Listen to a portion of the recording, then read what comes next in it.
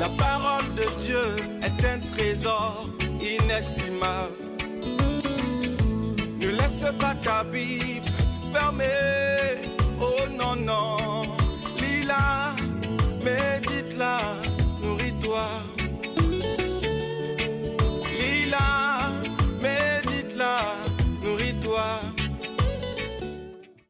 Bonjour. C'est quoi un prophète et ça sert à quoi? Sans doute faut-il commencer par dire qu'un prophète est une sorte de porte-parole de Dieu.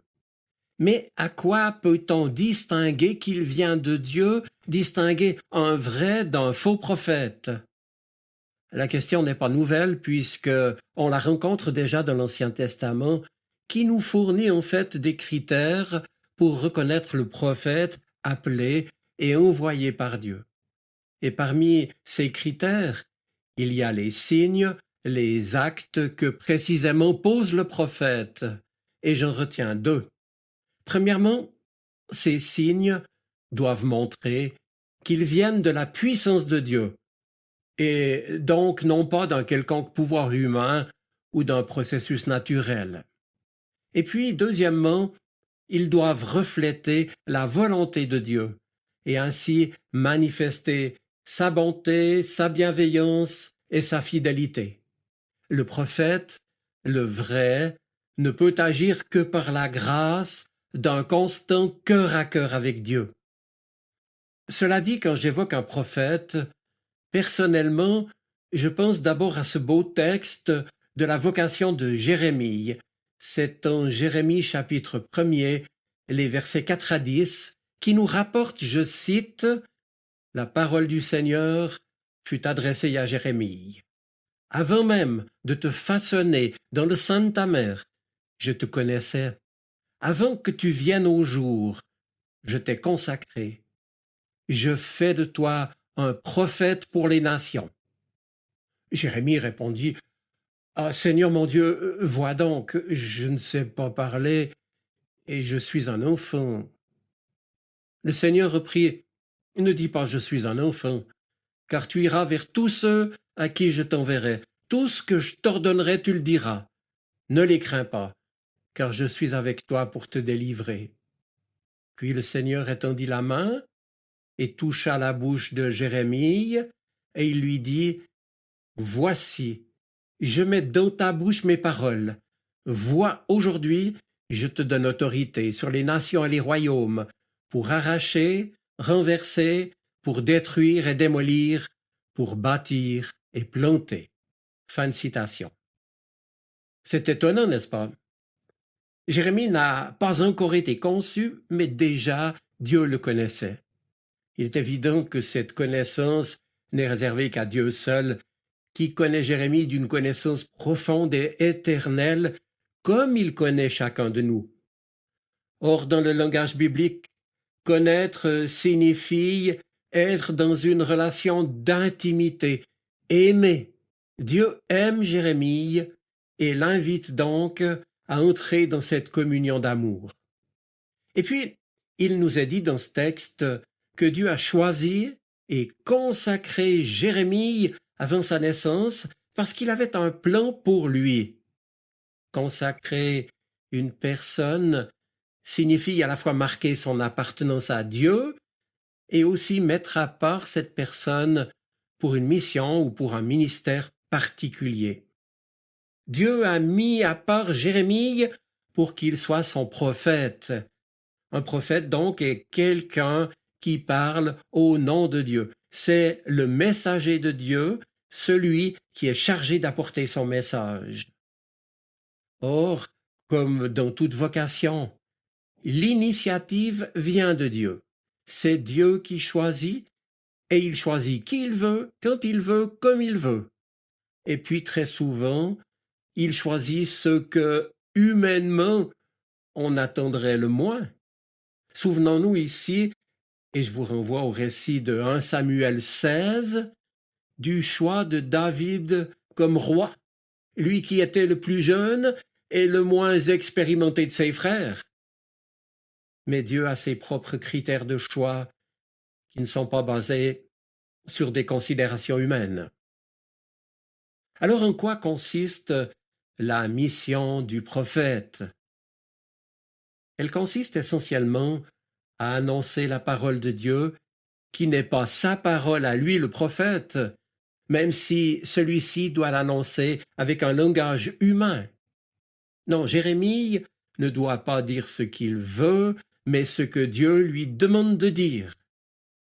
C'est pour cela que l'âge et l'expérience ne sont pas des critères de choix pour Dieu. Jérémie a beau se lamenter sur son jeune âge, c'était certainement encore un jeune homme, il a beau se plaindre qu'il ne sait pas parler, Dieu peut lui dire « Écoute Jérémie, tu n'annonces pas ta parole à toi, c'est ma parole que tu dois annoncer.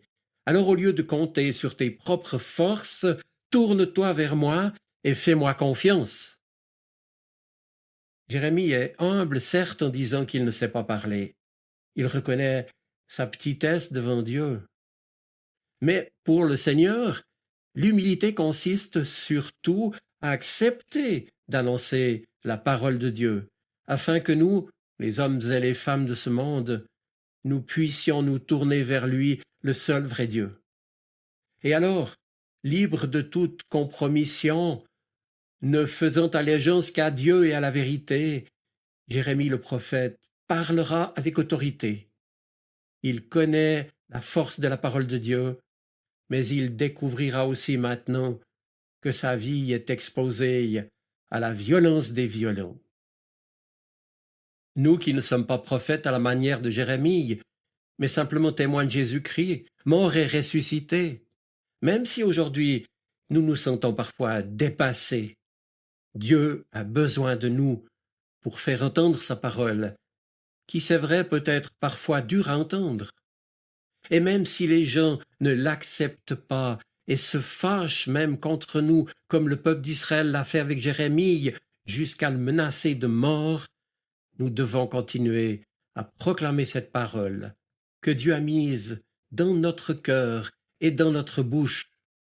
Et c'est en ce sens que Paul dira aux Corinthiens, 1 Corinthiens chapitre 9, verset 16, « Malheur à moi si je n'annonce pas l'Évangile. » La mission de tout prophète, et a fortiori d'un témoin de Jésus-Christ, est de proclamer la parole de Dieu à temps et à contre-temps.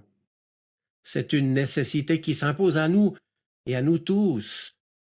Or, il se peut aussi qu'annoncer la parole de Dieu puisse, une fois ou l'autre, nous conduire à dénoncer telle ou telle réalité nuisible qui éloigne de Dieu et opprime l'homme. Cela implique alors que nous soyons des modèles au regard de ceux dont nous sommes peut-être appelés à dénoncer le comportement. Car être un modèle, c'est témoigner non seulement par la parole, mais surtout par sa vie et par des actes conformes à l'Évangile. Et faut-il rappeler ici que nos contemporains croient bien plus volontiers les témoins que les moralistes et les faits que les théories. Notre témoignage de vie chrétienne est donc irremplaçable. Et c'est Jésus-Christ, dont nous continuons en quelque sorte la mission, qui en est le modèle ultime, lui qui est allé jusqu'au bout de sa propre mission, et qui nous rappelle ainsi qu'être témoin, c'est parfois être martyr, puisque le même mot grec comporte ces deux sens. Voilà, mes amis, ce à quoi vous et moi nous sommes tous invités, que l'on soit prophète ou simple chrétien, là où Dieu nous a placés. Il s'agit d'annoncer la bonne nouvelle en parole et en acte, nous souvenant alors que si Dieu nous a choisis, ce n'est pas à cause de nos propres mérites, mais c'est le choix gratuit de son amour pour nous, comme il l'a fait avec Jérémie. Maintenant, il est vrai que sans doute certains sont bien mieux que nous, plus intelligents, plus spirituels, plus habiles et qualifiés. Mais malgré nos limites, nos faiblesses et nos incapacités, Dieu nous a pourtant choisis pour faire de nous ses témoins. Alors, soyons-en reconnaissants. Je vous souhaite une bonne semaine. Soyez bénis. Amen. La parole de Dieu est un trésor inestimable. Ne laisse pas ta Bible fermée.